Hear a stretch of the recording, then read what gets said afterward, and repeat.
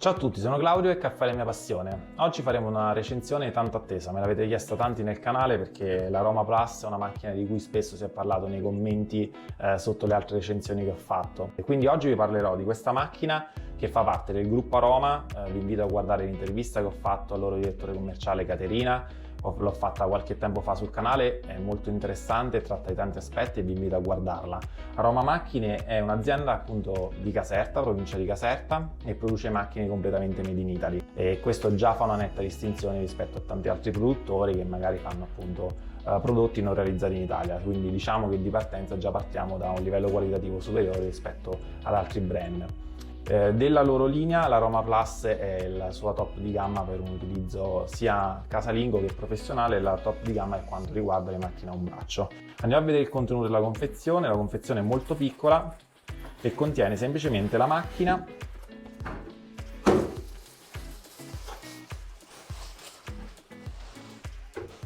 che è una macchina delle dimensioni veramente molto compatte. Pensate che è 24 cm profonda, larga 15 e alta 23 cm, ma pesa ben 5 kg perché è fatta di acciaio, un materiale molto resistente. Diciamo che non ha quelle componenti in plastica e sicuramente posso renderla più leggera, ma probabilmente sono meno durevoli rispetto a questa macchina. Quindi diciamo dalle dimensioni è veramente molto piccola, è grande come un piccolo cubo di circa 24 cm, ma è molto resistente e molto solida. Ha un serbatoio in vetro di 700 ml, è un serbatoio abbastanza piccolo, ma come dico sempre nei video, l'acqua non deve stagnare, va sempre messa l'acqua necessaria per essere utilizzata nell'arco di 2 giorni.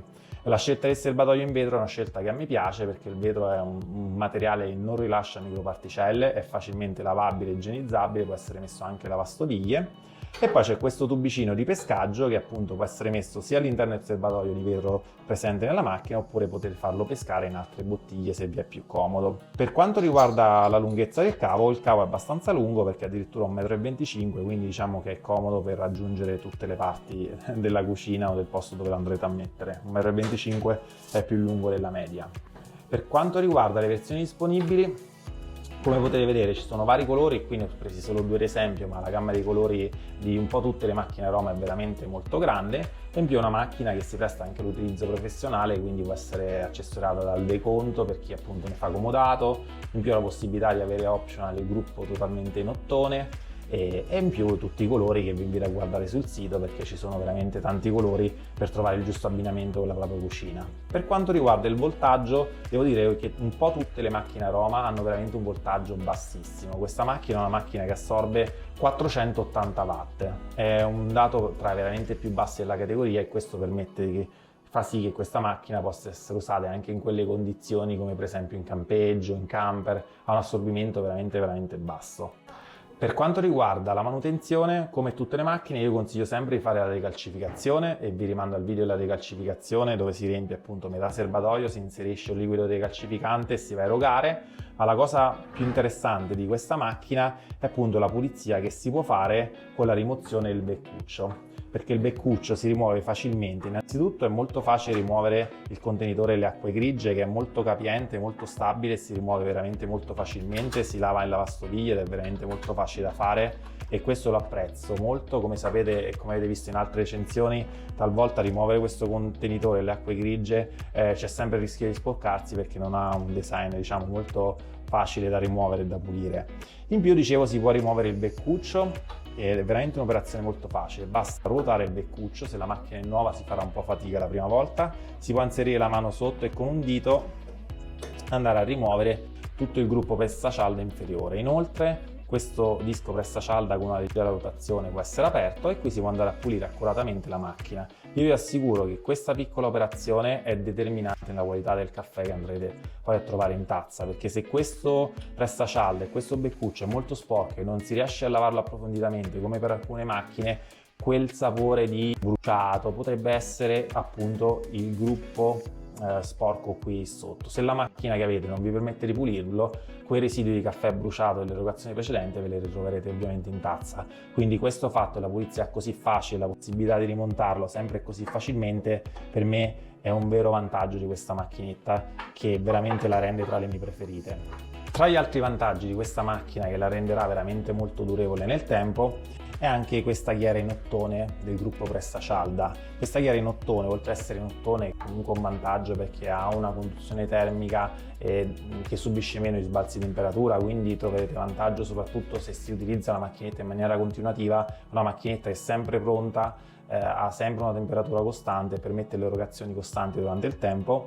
Questa ghiera in ottone è regolabile, quindi che succede? Al via di premere continuamente la leva e fare tanti caffè, ci sarà un determinato logorio della leva, come abbiamo già visto in altre macchinette, ma qui non sono previsti dei supporti da installare sotto per rialzare il gruppo Pressacialda dal basso, ma si può semplicemente regolare stringendo questa ghiera e la leva in questo momento sarà molto più dura da premere e lo si può regolare abbondantemente, e quindi questo fa sì che veramente nel corso degli anni la macchina sarà sempre la stessa, andrà solo riregolata stringendo di più il pressacialda. Vi consiglio di iniziarlo a utilizzare molto alto e di stringerlo piano con il logorio dovuto dall'utilizzo e dal tempo. Vi consiglio di iniziarlo a stringere quando la cialda che andrete a inserire avrà bagnato anche la parte che sta al di fuori del pressacialda, quindi quando dalla cialda inizia a uscire un po' d'acqua nei bordi del pressacialda vuol dire che è stretta troppo poco, e quindi mentre in un'altra macchinetta avreste inserito un supporto, un rialzino sotto il gruppo pressacialda, qui sotto, in questa macchinetta andrà semplicemente stretta la ghiera pressacialda. Andiamo ora a fare i nostri classici test, cioè il tempo di accensione e il test della tazza da cappuccino. Per quanto riguarda il tempo di accensione, avendo una resistenza di solo 480 watt, come potete immaginare, non sarà velocissimo, e c'è da dire che però questa è una macchinetta che non ha l'autospegnimento automatico, perché nasce anche con un utilizzo professionale dove la macchina la si lascia accesa tutto il giorno e la si trova sempre pronta. Andiamo a testare appunto quanto tempo ci mette per essere pronta ad erogare il primo caffè. Perfetto, andiamo a accenderla per la prima volta e vediamo in quanto tempo diventa pronta.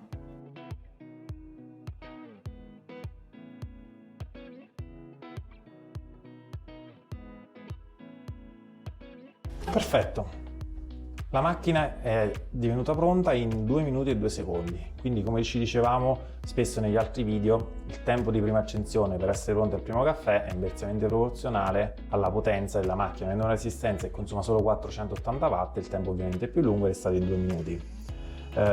Le aroma hanno quasi tutte qui uno spazio in acciaio che si scalderà nel corso del tempo della macchina accesa, quindi è anche comodo per riporre le tazzine per chi piace avere una tazzina leggermente calda. Ovviamente non è uno scaldatazze bollente, ci si può appoggiare la mano, però comunque per chi preferisce la tazzina non fredda, leggermente tiepida, è un vantaggio. Soprattutto la Edge, che ha quasi reggitazzine, è veramente molto carina ed è comoda per poggiarci le tazze sopra. Adesso andiamo a erogare un primo caffè e monitorare la temperatura, e lo facciamo con la tazza cappuccino, così vediamo anche il test della tazza cappuccino se ci entra. Allora, la nostra tazza da cappuccino, come vedete, arriva preciso a filo, quindi è la dimensione massima questa qui, e andiamo a fare questa prima erogazione e monitoriamo la temperatura.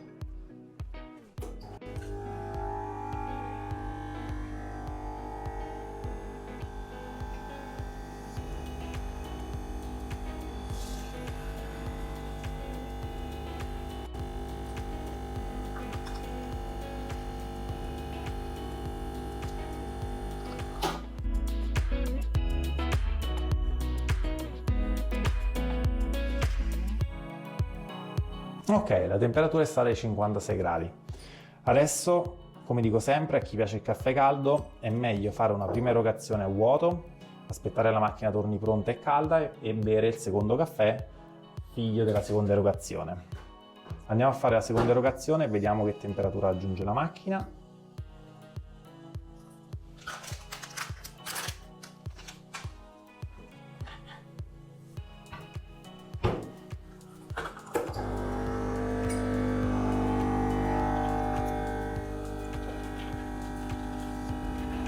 Il caffè è super cremoso, ho messo una miscela nera di Borbone.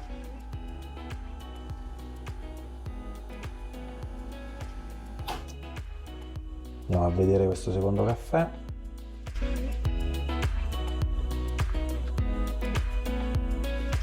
La temperatura raggiunta è 65 gradi. Bene, abbiamo fatto un po' tutti i test e abbiamo visto nel dettaglio il funzionamento di questa macchina. Andiamo a passare alle conclusioni e ai pro e ai contro.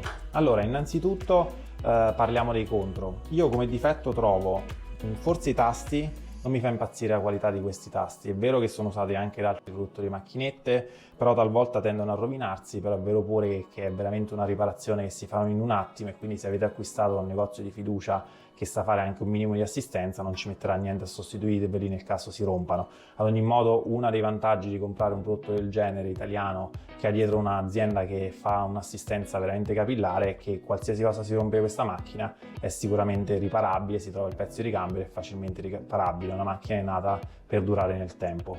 L'altro difetto è che forse il serbatoio è un po' piccolo se se ne fa un utilizzo intensivo, che non è sicuramente quello casalingo, ma può essere quello da ufficio, da 20 caffè al giorno, anche di più. Questo serbatoio può essere piccolo, ma come dicevo, il tubicino può essere inserito anche all'interno di serbatoi più capienti, quindi poi si riesce a trovare un compromesso, magari andando a inserire una bottiglia più grande. Ma questo limite del serbatoio è anche dovuto alle dimensioni della macchina. Per avere una macchina così piccola non si poteva inserire un serbatoio gigantesco.